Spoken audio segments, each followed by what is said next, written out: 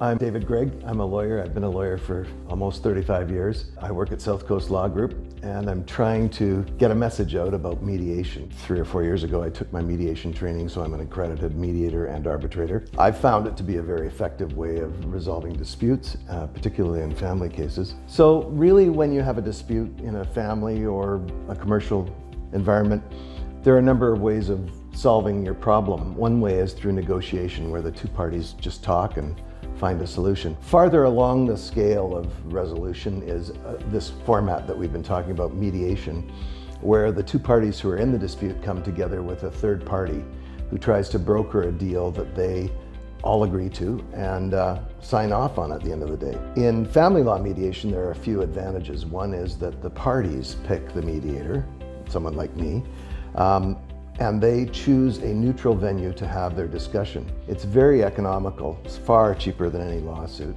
And there's usually very little acrimony at the end of it all, because the parties are encouraged to be frank, but be respectful in their conversations.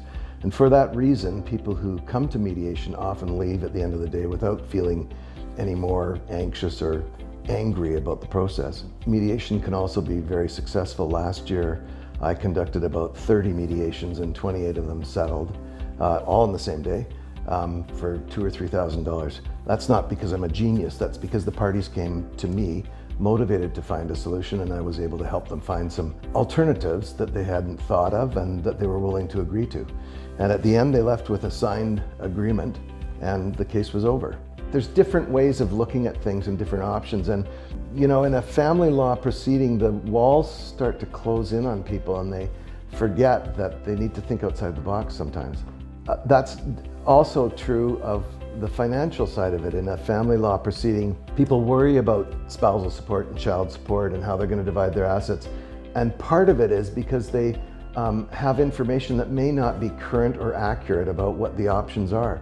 There are things that you can do inside a financial settlement in a family law proceeding that aren't known to people that don't practice in the area.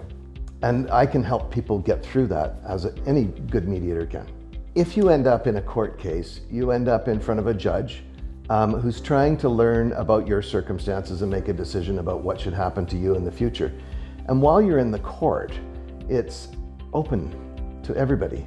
So you might get a grade 12 group of students on tour of the courthouse, sitting in listening to cross-examination in your divorce case, or you may have someone from Canada Revenue Agency listening in on how you've conducted yourself in the tax arena over the last few years.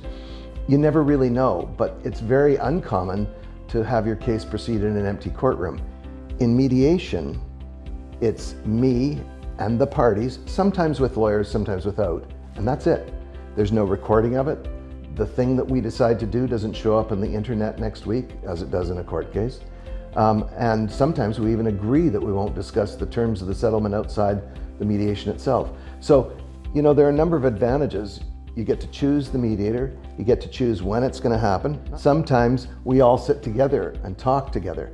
Sometimes it's super sensitive, and so I take one of the parties to my office, have a private conversation, come back, do the same thing with the other party, and so on.